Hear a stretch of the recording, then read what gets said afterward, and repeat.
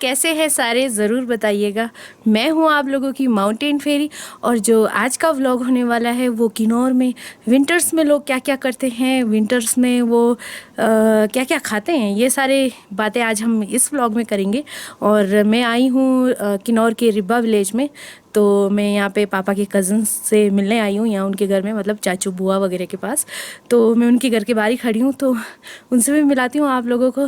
तो ज़्यादा देरी न करते हुए करते हैं वीडियो को शुरू, चलिए।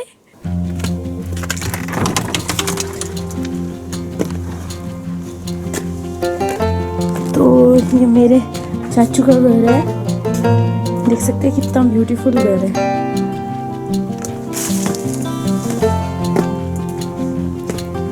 ये बर्फ पड़ी है यहाँ पे पहले की, देखिए बर्फ ही बर्फ है। अंदर चलते हैं।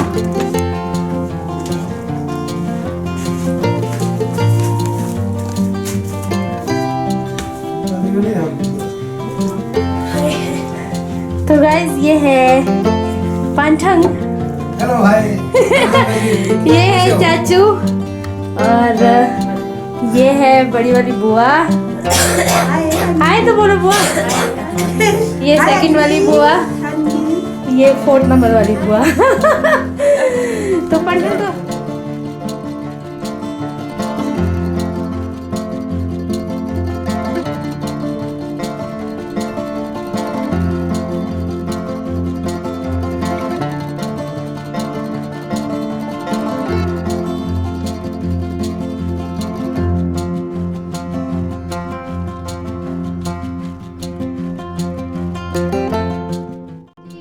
ये आप, जैसे कि किन्नौर में अब सर्दी का मौसम आ चुका है, तो फिर आप लोग सर्दियों में क्या क्या काम करते हैं, क्या क्या करते हैं आप लोग सर्दियों में? बाकी किन्नौर में तो क्या होगा, बर्फ आ जाती है, हम तो अंदर ही अंदर ऊन काटते हैं, फिर ऊन काटने के बाद खाना खुना बनाते हैं।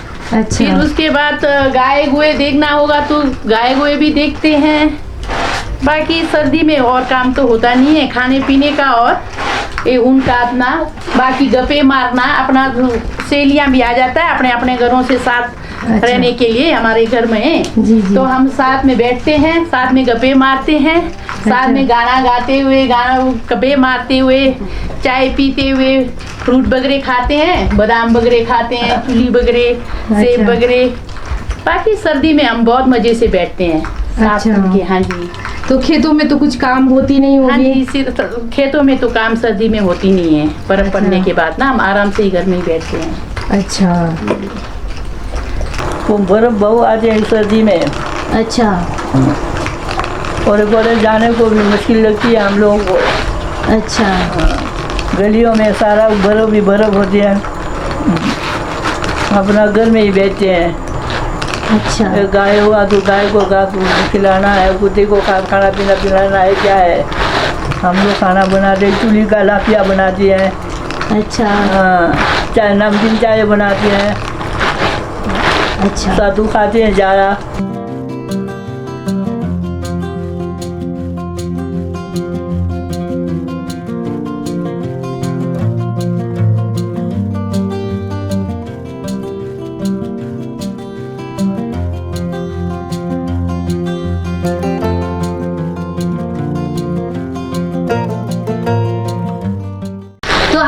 ज़माने में मतलब इतनी बर्फ पड़ती थी, तो आप लोग आटा पीसने के लिए मतलब मक्की हो गया ऐसे ऐसे, तो मतलब काफी दूर जाना पड़ता था? बहुत दूर जाना पड़ता है, रास्ता खराब होते हैं, फिसलते हुए। बहुत दूर जाना पड़ता है। सारे सर्दियों में घराट बंद नहीं होता था। अच्छा। हाँ, अब तो बंद भी है, रहते हैं ना घराटे। हाँ जी हाँ जी। सर्दियों में सब लोग पीसने जाते थे। अच्छा। ऐसे ऐसे कठिनाइयाँ बिता दिया रे। अच्छा। उस जमाने के हिसाब से अभी बहुत आज़ाद है। अच्छा अभी तो राशन पानी इकट्ठा करते हैं पहले ही। अच्छा सब अपना प्रबंध बनाते हैं। पहले तो ना हम लोग इकट्ठा वो लड़कियां सारा वो दोस्त बन के एक घर लेके वहाँ मनोरंजन के लिए वहाँ सारा इकट्ठा हो जाते थे। रात भर मेला लगाते, फोटो बनाते, खाते पीते और सारा भाई बहन की तरह रहते थे। एक दूसरे में बहुत वो होता था। मेला लगाते, गाना गाते, बहुत मज़े से गाते। अब तो वो टीवी की वजह से वो भी है ही नहीं। टीवी के सामने सारा दो बिजी रहते हैं और फोन में। आजकल तो वो है ही नहीं है। हम लोग तो पहले ज़माने में बहुत मज़ा किया। वो टोसन को नचा के वो दोस्त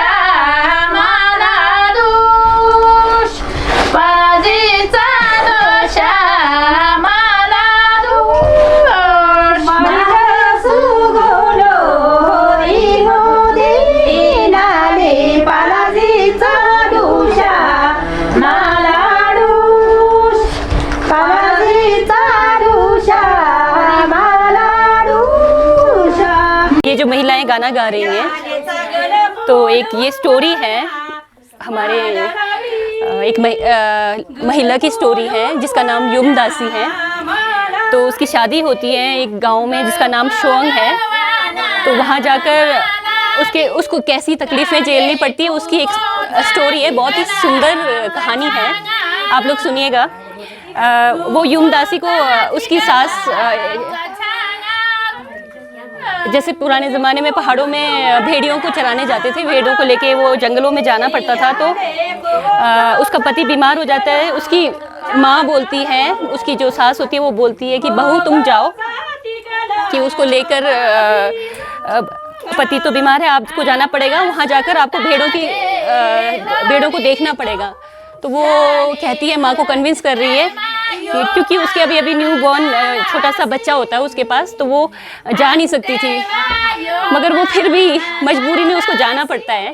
तो एक बहुत ही दुख भरी कहानी है। तो वो जाती है, तो वहाँ जाकर उसको बहुत तकलीफ़ों का सामना करना पड़ता है। सोचिए आप, जैसे बच्चे को लेके गई है, छोटा सा बच्चा है, तो उसको लेके वो ऊपर पहाड़ों में जाती है। तो उसको जैसे पहाड़ों में घर तो होता नहीं है, भेड़ बकरियों के साथ उनको पत्थरों के बीच में अंदर रहना पड़ता है। तो वहाँ रहती है। तो वहाँ से एक दिन सुबह ऊपर पहाड़ पे निकलती है, तो उसको एक बहुत ही सुंदर सा गांव नज़र आता है पीछे, पहाड़ के पीछे। तो वो देखती है कि ये तो मेरा मायका है। तो वहाँ पर वो बहुत रोती है कि मेरा गांव देखो कितना सुंदर है। तो ऊपर जाकर वो उसको मायका दिखता है अपना। तो मायका दिखता है तो वो बहुत दुखी होती है और अपनी सास को कोसती है, भाई कितनी ख़राब है मेरी सास कि मुझे वहाँ इतनी तकलीफ़ों में मुझे भेज दिया, और चाहे तो वो किसी को भी भेज सकती थी, मुझे ही क्यों भेजा। तो उसके बाद स्टोरी में ऐसा है कि वो कुछ टाइम के बाद वहाँ से खड़े गिर जाती है, तो उसकी मौत हो जाती है। तो ये एक कहानी है जो बहुत ही दर्द भरी है। Thank you. खाना खाने से पहले हम धूप लगा के खाना खाते हैं। ये शुर हम पहाड़ों से लाते हैं, ये हमारा अपना धूप है, इसे हम शुर कहते हैं। अच्छा।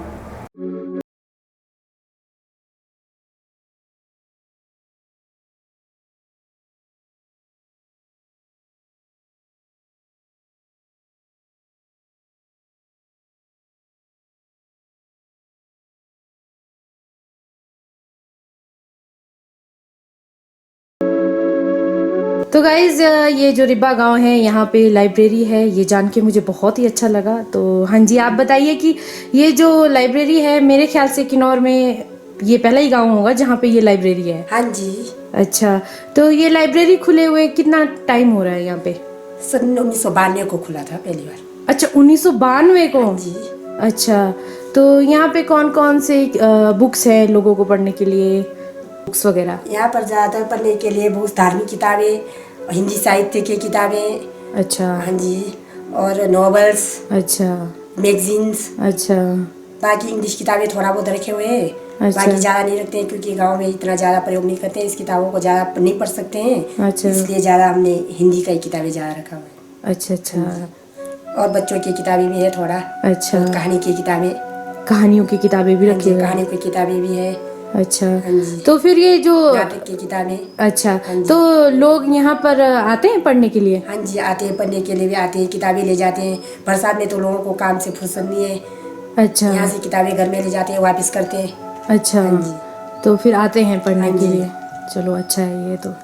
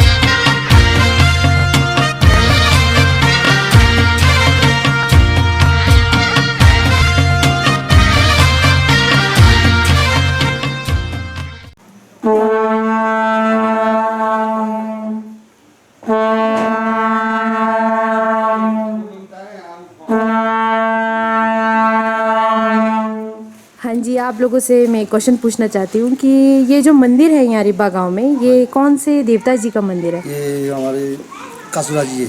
अच्छा, तो अभी आप लोग कहीं से आ रहे थे? हाँ जी। हाँ, तो वो कहाँ जाके आ रहे थे आप हम लोग? ये हमारा एक मतलब त्योहार, मतलब कष्ट में मतलब पर्व है हाँ जी हाँ जी। कि गांव में आग न लगने के लिए हम परे बस स्टैंड गए, अच्छा। वहाँ पूजा पाठ करके आए। अच्छा, मतलब कि आपके कहने का मतलब है कि गांव में आग ना लगने के लिए आप लोग एक पूजा पाठ करते हो? हाँ जी हाँ जी, हाँ जी। ये हम देवता जी को पूछ के, अच्छा हाँ जी, ये पुराना सदियों से चले आया जी हमारे। अच्छा, ठीक है। तो यहाँ पे कौन कौन सी त्योहारें मनाई जाती है? यहाँ हमारा फुलाइश, अच्छा बैसाखी, अच्छा फिर एक हमारा ये नारबिश होता है, हाँ जी। दिवाल होता है जी। अच्छा, हाँ जी तो ये सारी त्योहार मनाए जाते हैं हाँ यहाँ जी, पर? हाँ जी। अच्छा, तो और मंदिर में सुबह शाम पूजा होते ही हाँ होते जी, हैं? आजकल तो मतलब जैसे पोष महीने में हम देवता जी का मूर्तियाँ उतार देते हैं। अच्छा बाकी तो मतलब सुबह शाम को 9 बजे, सुबह 4 बजे पूजा होती है, वो पुजारी करते हैं। अच्छा, हाँ जी। ठीक है।